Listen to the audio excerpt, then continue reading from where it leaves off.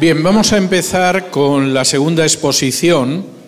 En la segunda exposición, forzosamente, vamos a tener que dar algunas pinceladas sobre los inicios del pensamiento socialista y sobre lo que es la izquierda.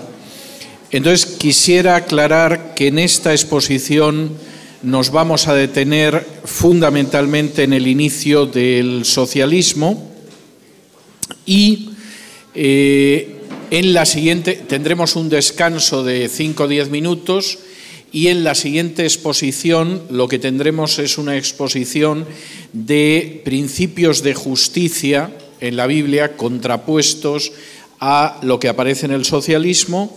Y finalmente, la última hora, antes del almuerzo, la dedicaremos a preguntas. En primer lugar, tengo que aclararles el origen de los términos izquierda y derecha, porque la gente los suele utilizar, pero no suelen saber a qué obedece la división entre izquierda y derecha. Es algo casi casual. En el curso de la Revolución Francesa, cuando se implanta un régimen que se denomina la Convención, es decir, la Revolución Francesa estalla supuestamente el 14 de julio de 1789 con la toma de la Bastilla. Lo que iba a ser una asamblea de los Estados Generales se convierte en una asamblea constituyente de la que surge una constitución abiertamente democrática, pero en un momento determinado la Revolución Francesa se va radicalizando cada vez más y el régimen que acaba teniendo es lo que se denomina un régimen de convención. En el curso de esa convención nacional, los diputados conservadores se van sentando hacia la derecha, además en una zona donde estaban abajo los bancos, y por eso se les conoce como la llanura, pero también como la derecha, y los diputados más radicales se colocan en los bancos que estaban en la izquierda y arriba de la sala, por eso se les llamaba la montaña y la izquierda. Y a partir de ahí aparece la división entre izquierda y derecha, que en el seno de la Revolución Francesa es discutible. La mayoría tenía una visión que ahora mismo se consideraría bastante situada a la derecha, pero en ese momento había una diferencia entre los más conservadores y los que eran más partidarios de un ideario liberal, y a partir de ahí se empieza a denominar izquierda y derecha a los más conservadores o los menos conservadores, hasta tal punto que, por ejemplo, durante buena parte del siglo XIX, la división de izquierda a derecha diría que la derecha son los conservadores, la izquierda serían los liberales, que ahora estarían situados totalmente a la derecha, el mundo cambia políticamente y también los partidos, y solo con el avance de los partidos socialistas y del marxismo, a partir de la segunda mitad del siglo XIX, la izquierda es algo que se parece algo a la izquierda actual. Vamos a ver que ha habido cambios y vamos a ver en las últimas exposiciones que además estamos al borde de un cambio total del paradigma político y que ya no va a ser realmente, y no está siendo en estos momentos, tanto el enfrentamiento de izquierda y derecha como el enfrentamiento de globalismo y visiones no globalistas. Pero eso lo vamos a ver más adelante. Comentando esto sobre el origen de la denominación de izquierda y de derecha, sí hay que señalar que la idea del socialismo es mucho más antigua que la Revolución Francesa de 1789. Tenemos referencias socialistas en la República de Platón. Platón creía en una sociedad de hombres sabios en la que el rey fuera filósofo o el filósofo se convirtiera en rey, y creía en una sociedad ideal, que además era una sociedad socialista.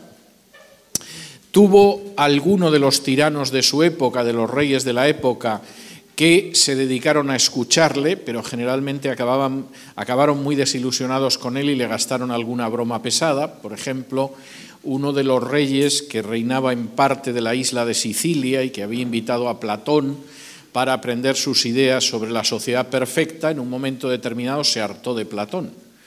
Le dijo a Platón que podía regresar a su ciudad, que era Atenas, y le subió en un barco que supuestamente le iba a llevar a Atenas, pero que era un barco de Esparta, en un momento en que Atenas y Esparta estaban en guerra.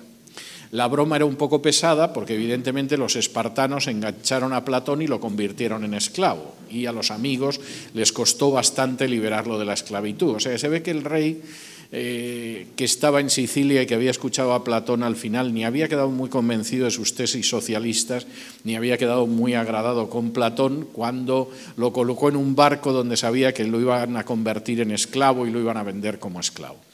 Posiblemente el texto socialista que es más interesante y que causó más impacto en su tiempo es La Utopía de Tomás Moro. En los materiales que yo les he dado, yo les he incluido algunos pasajes de la Utopía y me voy a detener en explicarles un poco sobre la Utopía, sobre su autor y por qué su enorme influencia. La palabra utopía en el lenguaje actual es un lugar maravilloso.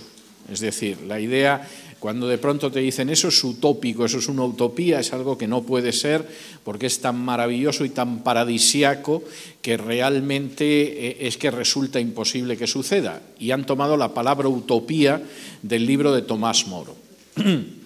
La palabra utopía en realidad significa el no lugar, es no, en griego topos es lugar, utopía sería el lugar que no existe, el lugar que no está en ninguna parte.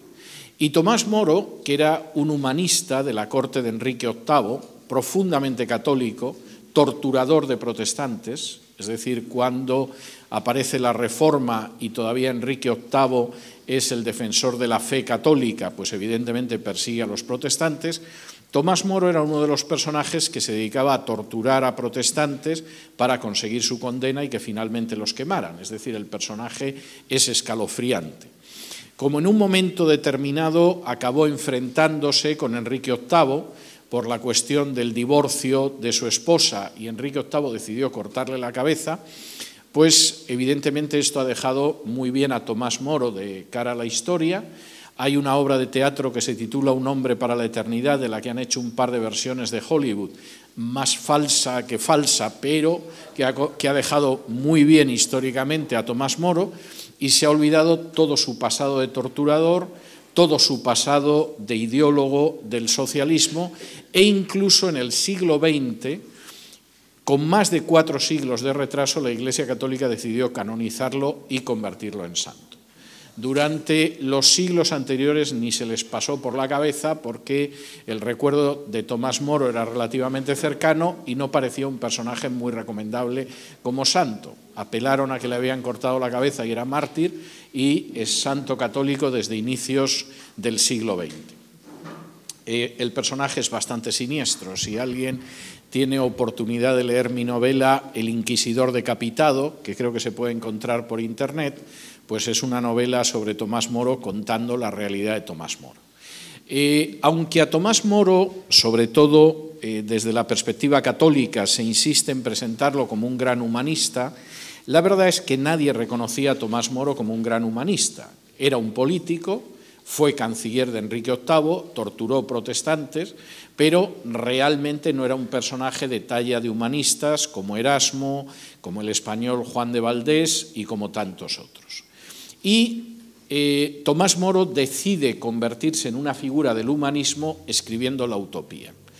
No le salió muy bien, la mayoría de la gente que leyó La Utopía, incluido Erasmo, no les terminó de gustar, no les parecía que fuera un texto de la suficiente talla como para entrar en la galería de los hombres ilustres, pero la verdad es que es la obra de Tomás Moro y es una obra que además tiene mucha influencia.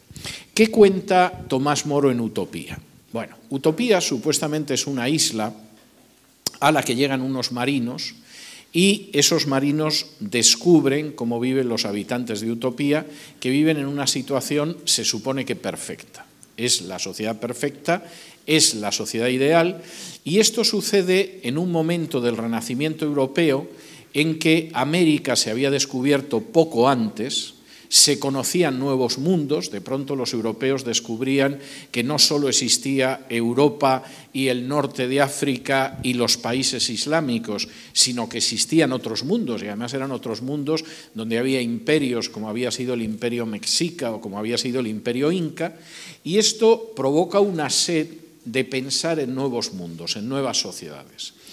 Tengo que decir que, por ejemplo, el Perú inspiró una de las utopías que se escriben en el Renacimiento, la de Tommaso Campanella, que escribe La ciudad del sol, donde también es una ciudad ideal que está muy basada en el imperio socialista de los incas.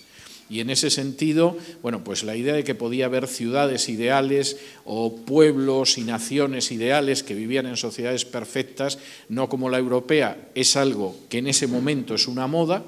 Y además los libros que se escriben en ese sentido son utopías socialistas. Es decir, por primera vez, aunque sea como novelas, realmente encontramos la descripción de una sociedad socialista. ¿Cómo es la sociedad socialista de utopía de Tomás Moro? Bueno, en primer lugar, no hay propiedad privada.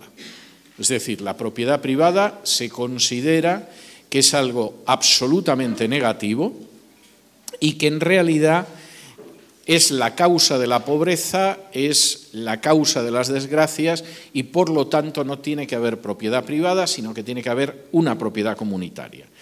Y, por ejemplo, Tomás Moro escribe lo siguiente: cuando considero en mi interior todo esto, más doy la razón a Platón, y menos me extraña que no quisiera legislar para aquellas ciudades que previamente no querían poner en común todos sus bienes.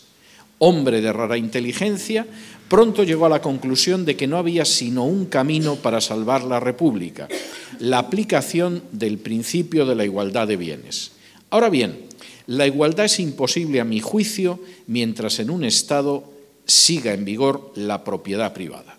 En efecto, mientras se pueda con ciertos papeles asegurar la propiedad de cuanto uno quiera, de nada servirá la abundancia de bienes. Vendrán a caer en manos de unos pocos, dejando a los demás en la miseria, y sucede que estos últimos son merecedores de mejor suerte que los primeros, pues estos son rapaces, malvados, inútiles. Aquellos, en cambio, son gente honesta y sencilla que contribuye más al bien público que a su interés personal.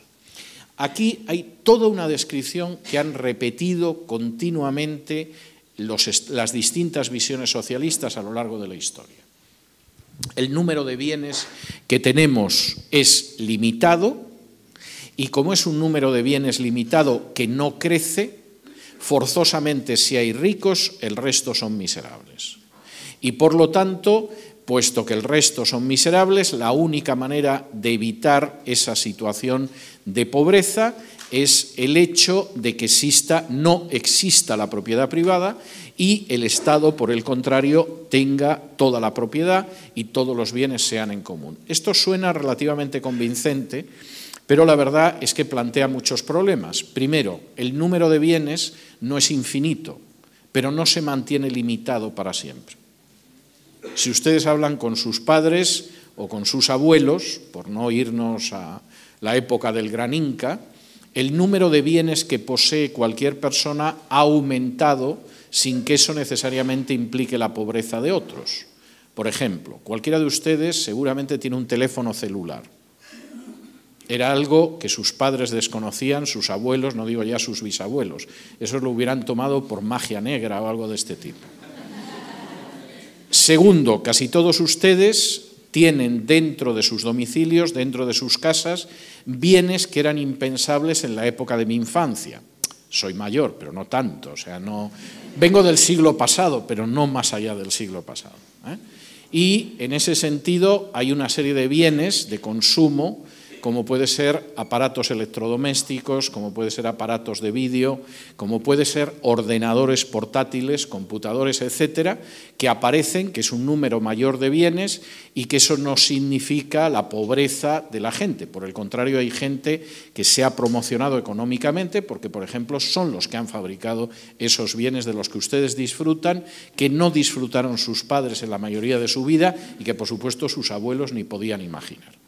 De manera que el primer aspecto, el primer presupuesto del socialismo, de que los bienes no aumentan, es una mesa limitada y por lo tanto, si hay gente que tiene más bienes, los otros van a la miseria, es falso. En realidad lo que nos demuestra la historia es que el número de bienes aumenta siempre que sepamos producirlos. Y ustedes están mejor alimentados que sus padres y no digamos ya que sus abuelos. Y tienen una esperanza de vida mayor que sus padres y que sus abuelos. Y eso no ha significado que para que ustedes estén mejor alimentados o tengan una mejor asistencia sanitaria, hay gente que todavía come menos.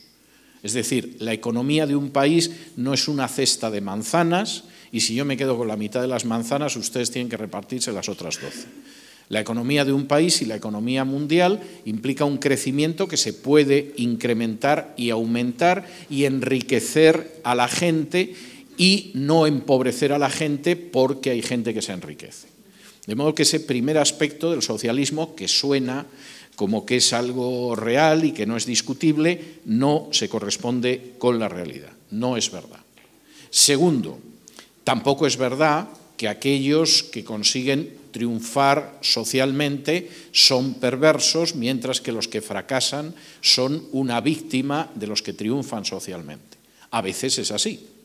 Efectivamente, si en un momento determinado cualquiera de ustedes decide hacer una inversión y el que dirige la inversión es un estafador y se queda con su dinero, no cabe la menor duda de que se ha enriquecido a costa de engañarles y ustedes se han empobrecido por un estafador, pero eso no siempre es así.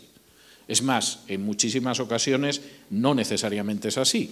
Hay gente que es emprendedora y es honrada y hay gente que se empobrece por sus propias acciones o que quizá es pobre pero no ha sido honrado jamás.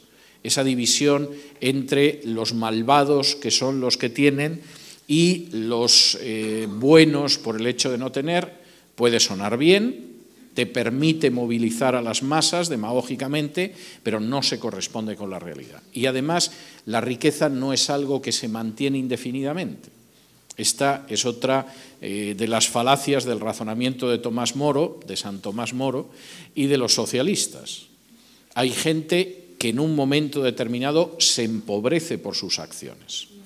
Es decir, no se mantiene rico porque sabe explotar a los demás. No, ha recibido una herencia, no sabe gestionarla, la dilapida y acaba en la pobreza. Y yo he conocido bastantes casos en ese sentido.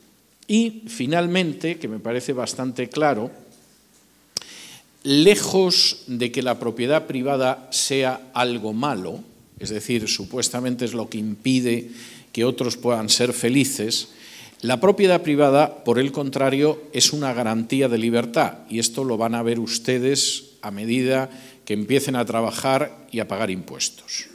Es decir, en la medida en la que tienes una propiedad privada, mayor o menor, tienes mayor libertad para tomar determinadas decisiones. En un momento determinado yo puedo abandonar el trabajo que tengo y permitirme buscar otro si efectivamente tengo quizá unos ahorros que me permiten estar un tiempo sin trabajar y buscar mejor trabajo. Si no tengo, por ejemplo, esos ahorros, bueno, yo me agarro al trabajo que tengo y rezo todos los días para que no me echen, porque no tengo un colchón que me permita de bienes, que me permita sobrevivir a una situación de desempleo. De manera que en ese sentido Tomás Moro empieza planteando una serie de aspectos que ha repetido la izquierda y el socialismo, pero son aspectos que no son reales y de hecho han sido más que desmentidos a lo largo de la historia. Tomás Moro incluso pretende que, por ejemplo, en esa ciudad ideal la gente ni siquiera coma en su casa, la gente come colectivamente, porque todo es de todos. Esta es una idea tomada de Platón y él la reproduce. Bien, segundo aspecto. El socialismo tiene una idea muy clara, y esto aparece también en Tomás Moro, de administrar la vida de las personas con una frase que en los partidos socialistas y socialdemócratas europeos se presentaba además con orgullo, y era que nos ocupamos de la gente de la cuna a la tumba. Es decir, el Estado de alguna manera va a proteger, a tutelar a los ciudadanos desde la cuna hasta la tumba. De nuevo, esto suena bien. Lo que no se suele pensar es cómo me van a administrar la vida, el coste que va a tener sobre mi libertad y si en algún momento van a decidir que no salgo de la cuna o que me llevan a la tumba. Pero esto ha quedado muy claro en los programas socialistas. Es decir, esos programas socialistas, por ejemplo, por regla general, han incluido el aborto desde un principio. Decidimos quién no sale de la cuna. Es decir, a lo mejor tú tienes suerte y vas de la cuna a la tumba, pero primero nosotros en algunos casos decidimos quién no llega a la cuna y sobre todo decidimos a quién enviamos a la tumba.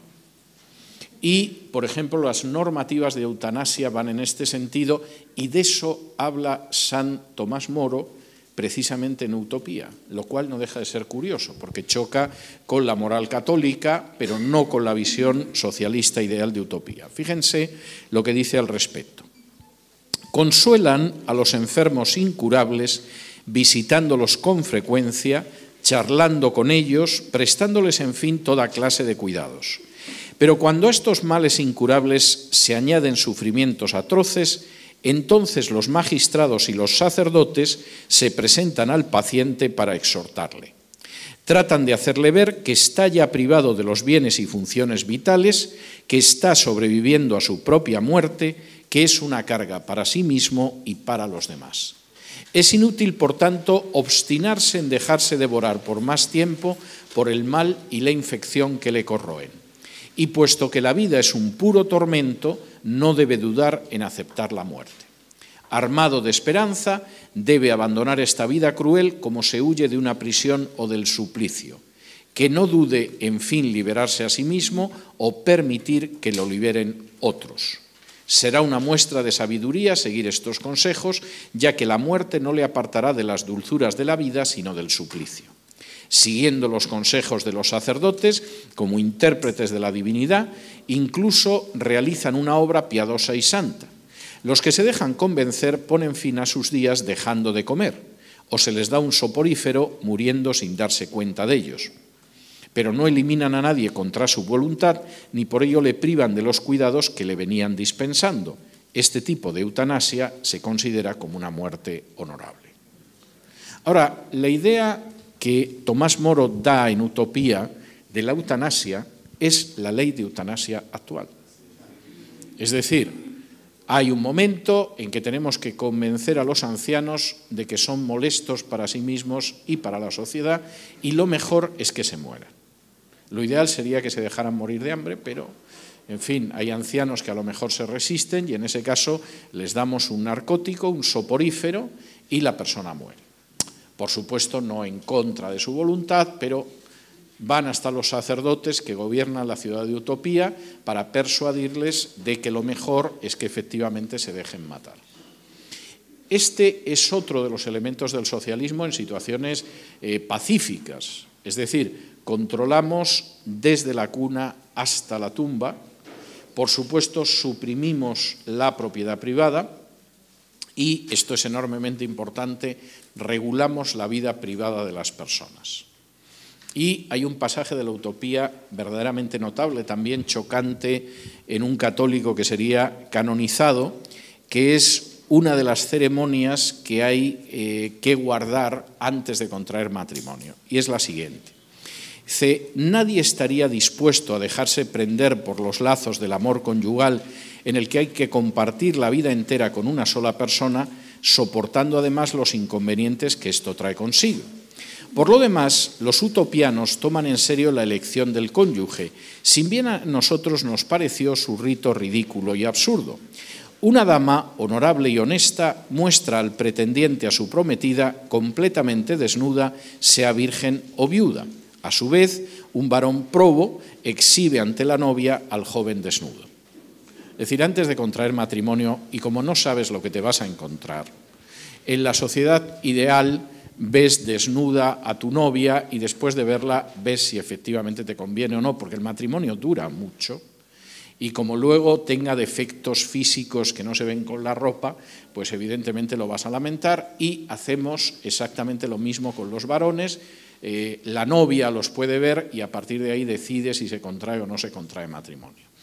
Esto es algo curioso porque realmente Si lo único que uno pudiera descubrir después del matrimonio fuera solo el aspecto físico completo y eso fuera lo único que fuera a influir en el matrimonio, esto tendría cierta gracia. Lo que más influye en la marcha del matrimonio son cuestiones de carácter espiritual, psicológico, moral, etcétera, etcétera, que por muy desnuda que aparezca la otra persona no se ve. O sea, esto quisiera adelantarlo. Pero sí es muy interesante la forma en que Tomás Moro finalmente está exponiendo lo que es ese control del Estado socialista sobre la persona. Incluso a la hora de algo tan íntimo como contraer matrimonio, el Estado socialista entra en la forma en la que vas a contraer matrimonio y hemos decidido que es muy positivo que los contrayentes se vean totalmente desnudos, no sea que luego no se gusten y tienes que aguantar una persona que no te gusta toda la vida, que no te gusta de cuello para abajo, obviamente. Y en este sentido, la utopía de Tomás Moro es muy significativa.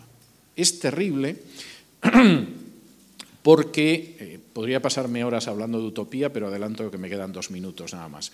Es terrible porque todavía hay mucha gente que lee Utopía y como es un libro curioso que te habla de un país imaginario, quedan seducidos por la sociedad socialista de Utopía. Pero la sociedad socialista de Utopía es una sociedad donde no tienes la defensa de la propiedad privada, donde en un momento determinado pueden decidir tu muerte, donde entran en cuestiones tan íntimas como los prolegómenos del matrimonio, donde tienes que comer obligatoriamente con otras personas, te guste o no, y donde incluso existe un sistema que no llegó a articularse en la Unión Soviética y hubo que esperar a la China comunista para que existiera, que es el sistema de confesión pública de faltas o de autocrítica, en virtud del cual la persona ante toda la colectividad se condena y entonces la colectividad decide qué hace con él. Eso hasta China y el triunfo de la Revolución China en 1949 no sucedió en ningún régimen socialista tampoco, esporádicamente, pero no de una manera sistemática. Y en ese sentido, la utopía de Tomás Moro, desde luego, es muy significativa sobre lo que puede esperarle a una persona que cree en la utopía socialista y además ya tiene algunos de los argumentos repetidos por el socialismo, pero que no son reales, como la bondad de los desposeídos y la maldad absoluta de los que tienen, o como la idea de que los bienes no aumentan nunca, sino que vivimos en una especie de cesta limitada y, por supuesto, si alguno come más manzanas, los otros comen menos, sin pensar en que a veces producimos tantas manzanas que para mantener el precio de las manzanas las lanzamos al mar, que es la realidad. Pero esto es algo que no entra dentro de esa visión socialista. Segunda parte de la exposición y entramos en un personaje muchísimo más importante, que es precisamente Karl Marx, autonombrado y autoerigido en padre del socialismo científico. Cuando Marx comienza a escribir sus obras de carácter socialista, Marx tuvo una evolución curiosa. Marx pertenecía a una familia judía que se había convertido al protestantismo. De hecho, tenía antepasados muy recientes que habían sido rabinos, alguno de sus abuelos había sido rabino, y es una familia que en un momento determinado decide convertirse al protestantismo. No sabemos si con convicción o pensando que ser protestante en Alemania te permitía ascender socialmente con más rapidez que si eras un judío. En cualquier caso, era una familia acomodada antes de su conversión. Esa huella judía de Marx aparece en muchos aspectos de su obra. Por ejemplo, la visión de la historia que tiene Marx es una visión lineal que casi se podría decir que es una lectura atea de la visión lineal que aparece en la Biblia. Nosotros estamos acostumbrados a que la historia tiene un principio, tiene un desarrollo y va a tener un final, y nos parece que eso es normal. Pero esa es una visión de la Biblia, no era la visión que tenían determinados pueblos de la antigüedad. Por ejemplo, los griegos creían que la historia era cíclica. No existía una historia que empezaba, seguía y avanzaba, sino que la historia se repetía como un ciclo. y cuando algunos dicen la historia se repite, vuelve a suceder lo mismo, no sabe hasta qué punto está pensando en griego, aunque no lo sepa. O, por ejemplo, había pueblos para los que la idea de la historia era el ciclo de la naturaleza. El mismo cálculo de los años, de la forma en que la historia se movía, era el ciclo natural. El faraón, por ejemplo, en Egipto, del que dependía que todos los años volviera el Nilo y fecundara las aguas de los campesinos egipcios, pues vivía en una historia que era cíclica y que duraba un año y otro año, pero que no avanzaba. Se repetía cíclicamente en un ciclo conectado con la naturaleza. Y eso pasaba, por ejemplo, también con los pueblos precolombinos en Hispanoamérica, con matices y variaciones, pero no existía esa idea de una historia lineal. La idea de la historia que tiene un principio, que además es dramático porque es la caída de Adán y Eva, y va avanzando, y a pesar de las dificultades va avanzando en progreso. Es decir, se produce una caída, pero Dios toma a Adán y Eva y les enseña los sacrificios. Y, por supuesto, viene un niño que se llama Caín, de muy mala memoria, y viene el diluvio, pero Dios sigue actuando a pesar de la maldad humana, y en el diluvio salva a Noé y a su familia. Y, por supuesto, después de Noé, unas generaciones después, aparece Abraham, del que vendrá el pueblo escogido por Dios y del que nacerá el Mesías, etc. Esa idea de una historia que progresa, aunque sea en situaciones tremendamente difíciles y que en un momento determinado se va a consumar, es una idea bíblica. Aparece en el Antiguo Testamento con la idea del Mesías y la renovación de la naturaleza caída y se consuma en el Nuevo Testamento. Marx plantea la misma visión progresiva de la historia, pero sin Dios. La historia se mueve desde las sociedades esclavistas hasta el triunfo del proletariado. Y además él adopta un sistema filosófico que es el de Hegel. No me voy a detener mucho en Hegel porque si no esto se alargaría mucho y no tiene mucho sentido, pero en el cual él ve la historia de la humanidad como la historia de la lucha de clases.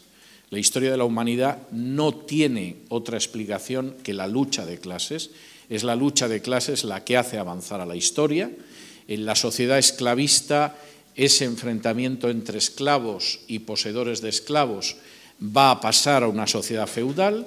En la sociedad feudal, el enfrentamiento entre los señores feudales y los siervos hace pasar a la sociedad capitalista, y en la sociedad capitalista el enfrentamiento entre la burguesía y los proletarios nos va a llevar forzosamente a la sociedad socialista. Nadie sabe por qué al llegar a la sociedad socialista ya no hay enfrentamientos, la historia no sigue progresando y hemos llegado al paraíso, pero Marx efectivamente explicaba así la historia. Y además insistía en que la sociedad socialista, de la que escribió muy poco, tenemos muy poca idea, o sea, se supone que vamos a llegar allí, pero qué pasa exactamente está en la penumbra. Antes de poder llegar a esa sociedad socialista, habrá un periodo de transición que es la dictadura del proletariado. Y en el curso de esa dictadura del proletariado terminaremos de llegar en un plazo supuestamente muy breve a una sociedad socialista muy parecida a la utopía de Tomás Moro. En algunos aspectos sexualmente más amplia, porque Marx, por ejemplo, en el Manifiesto Comunista señala que vamos a tener a las mujeres en común también. De modo que no solamente los bienes fungibles o consumibles van a ser comunes, sino también las mujeres. Y cuando alguien dice, bueno, ¿y por qué las mujeres tienen que ser en común? Dice, bueno, pero en la sociedad capitalista las mujeres son en común para los burgueses. Los burgueses que salen al balcón de su fábrica y ven a las obreras de la fábrica, escogen con la obrera con la que se acuestan, aunque esté casada. Bueno, la sociedad socialista esto no quedar limitado a los burgueses. Supongo que los socialistas de la época de Marx esto lo veían bien.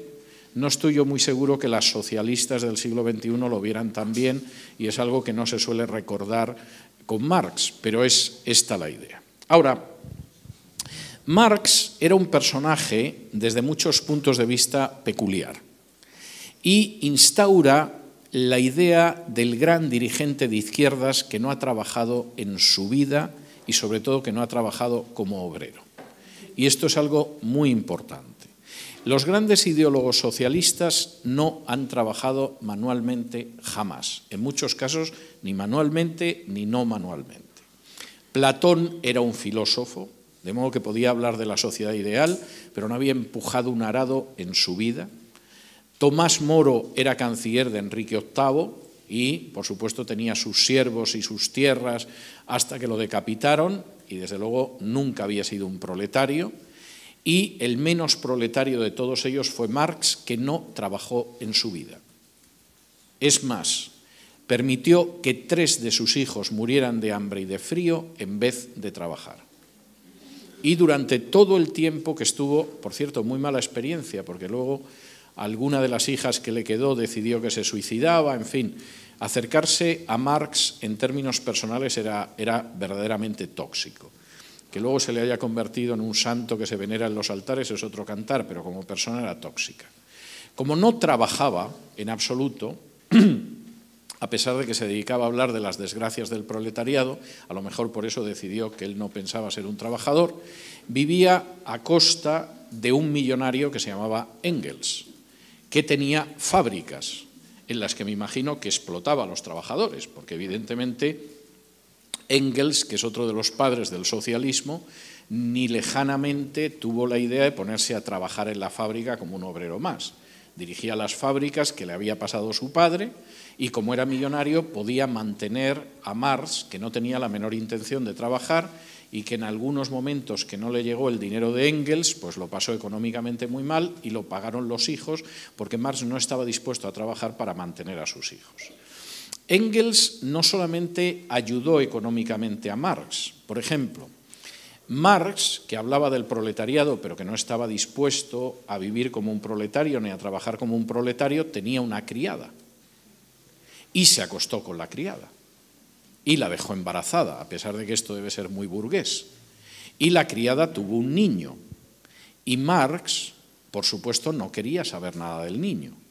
De manera que Engels lo presentó como un hijo suyo, a pesar de que era un hijo de Marx.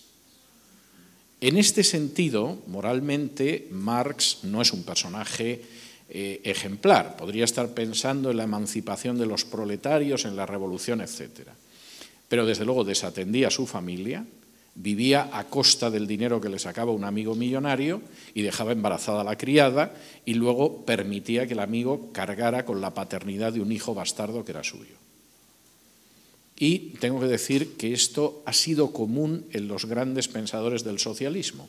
Lenin se pasó 30 años de su vida sin trabajar, viviendo del dinero que le mandaba su mamá, y Mao Zedong no trabajó en su vida.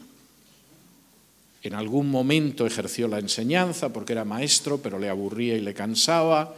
En algún momento estuvo en algún periódico, pero en términos generales no eran personajes dispuestos a trabajar y sí eran personajes a los que les gustaba vivir con hábitos burgueses, como por ejemplo el hecho de tener queridas.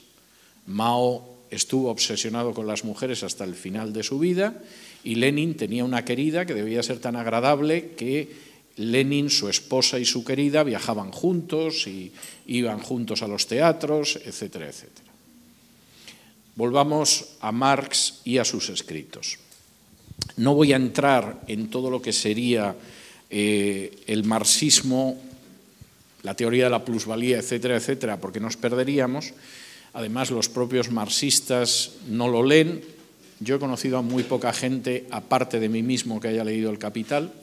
Y he conocido a muchísima gente de izquierdas y puedo entender perfectamente que no hayan soportado El Capital. Es un libro de economía donde intenta describir cómo funciona el sistema capitalista y lo hace en categorías económicas puras y duras, muchas veces además equivocadas, pero categorías económicas, y no es una lectura fácil. Y por regla general, los marxistas lo único que han leído es el Manifiesto Comunista, del que vamos a leer algunos pasajes para que puedan captar la visión marxista, la visión del socialismo marxista.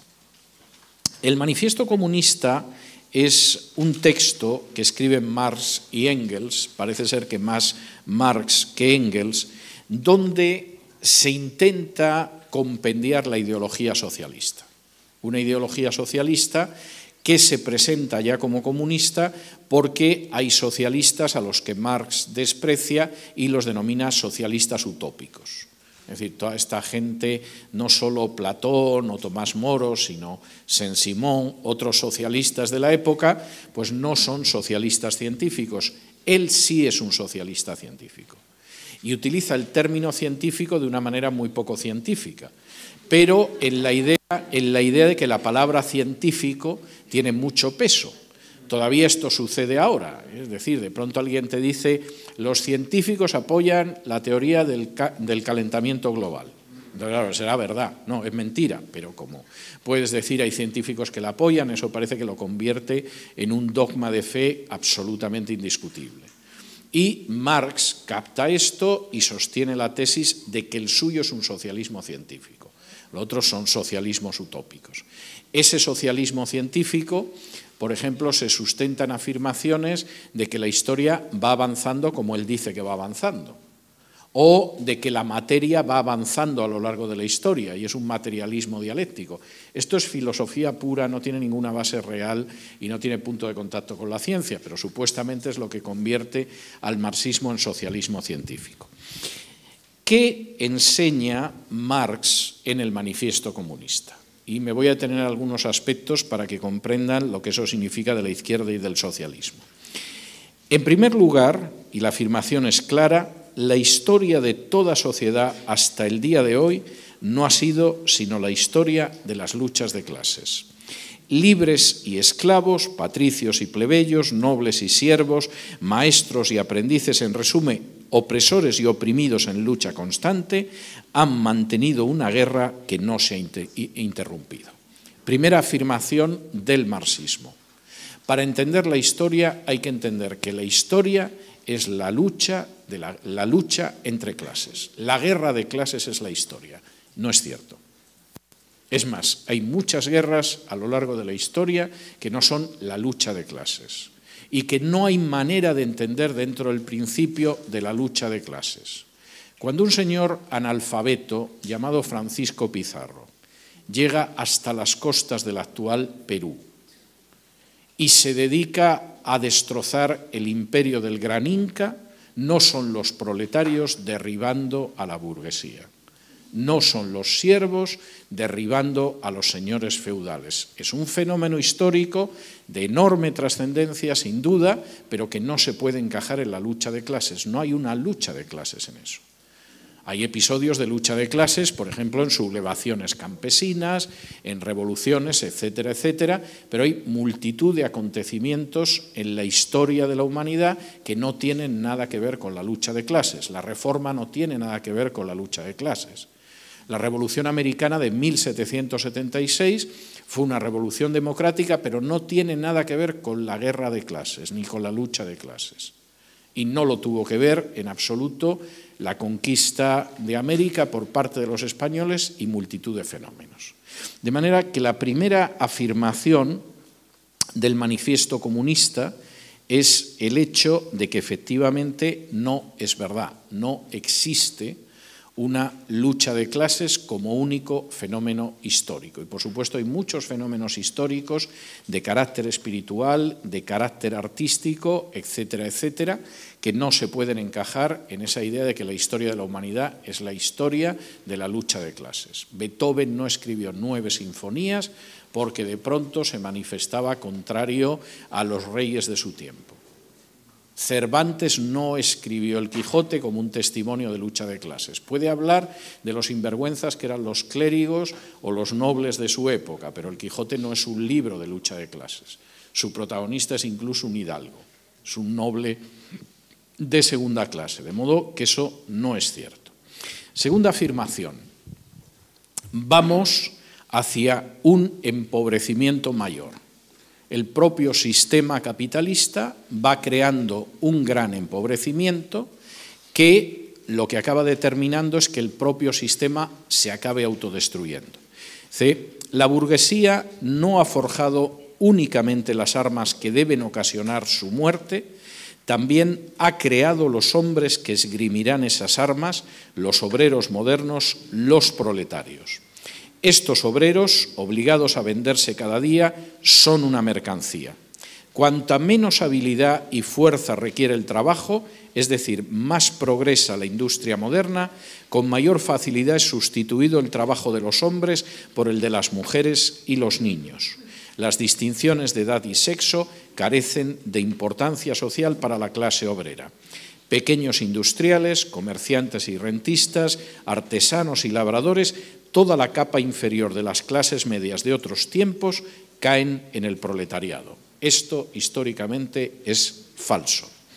Primero, no es verdad que cuanto menos habilidad y fuerza requiere el trabajo, más progresa la industria. Es exactamente todo lo contrario. Cuanto más especializado es el trabajo y más habilidad requiere, más progresa la industria. Nosotros estamos en estos momentos a punto de entrar en una gran revolución tecnológica, precisamente porque el trabajo cada vez ha sido más especializado. No son masas de gente con picos y palas, son precisamente personas que dominan un trabajo mucho más especializado. Y por cierto, si quieren ustedes progresar laboral y profesionalmente, busquen algo que otros no sepan hacer y que sea útil para la sociedad.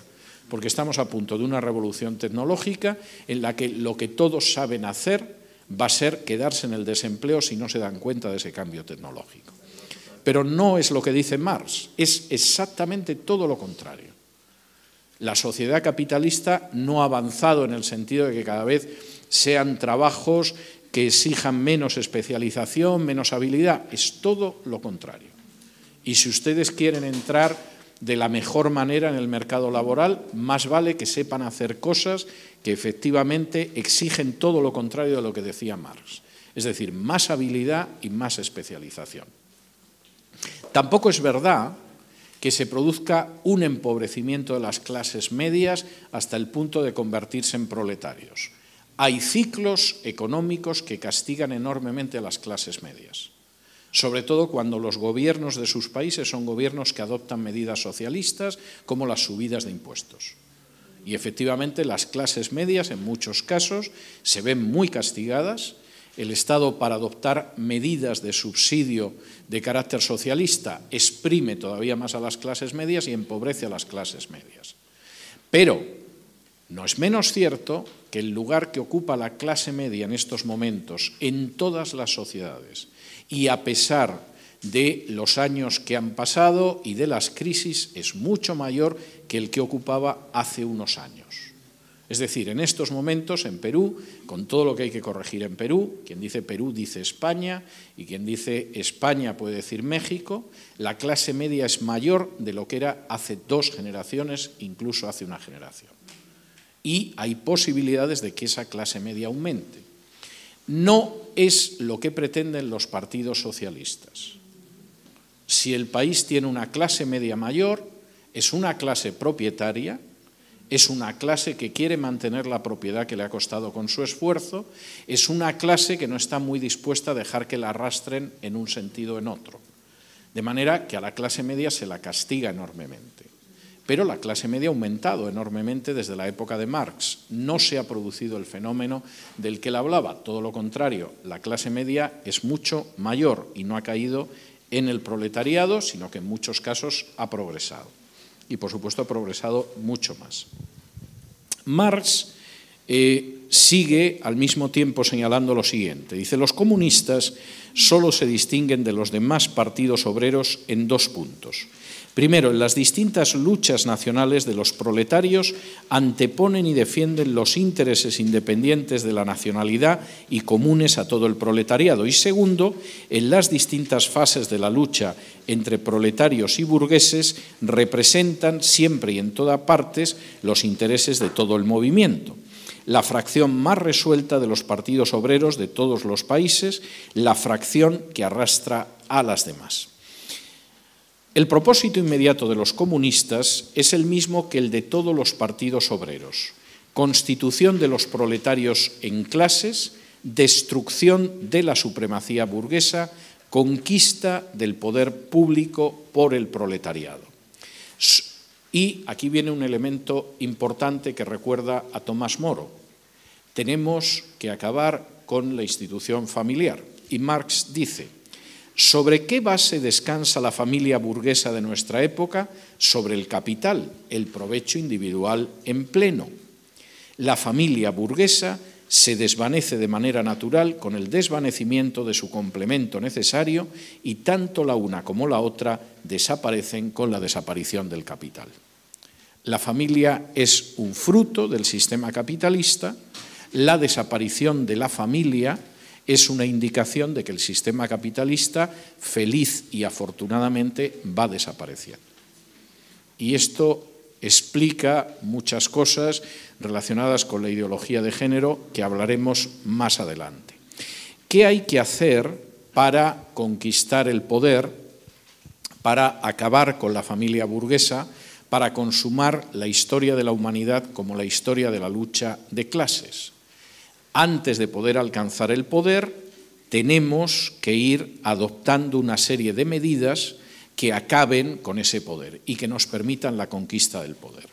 Ahora, fíjense en las medidas de las que hablaba Marx a mediados justo del siglo XIX, porque esto sí que se ha ido cumpliendo. Dice así: la meta finalmente del proletariado es, por lo tanto, hacerse con el poder político y desde el mismo llevar a cabo una violación despótica del derecho de propiedad, que en los países más avanzados se encarnarán en medidas muy concretas. Primero, expropiación de la propiedad territorial y aplicación de la renta a los gastos del Estado.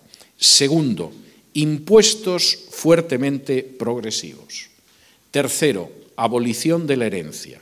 Cuarto, confiscación de la propiedad de los emigrados y rebeldes. Quinto, centralización del crédito en manos del Estado mediante un banco nacional en el que el Estado poseerá el capital y disfrutará de un monopolio exclusivo.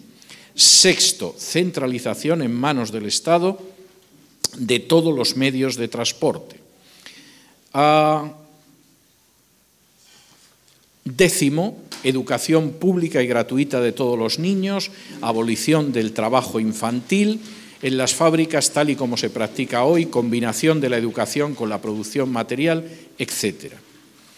Si el proletariado como clase dirigente destruye violentamente las antiguas relaciones de producción, destruye a la vez que estas relaciones de producción las condiciones de existencia del antagonismo de las clases, destruye las clases en general y por eso mismo su propia dominación como clase. Y casi concluye diciendo: en resumen, los comunistas apoyan en los diferentes países a cualquier movimiento revolucionario contra el Estado social y político existente.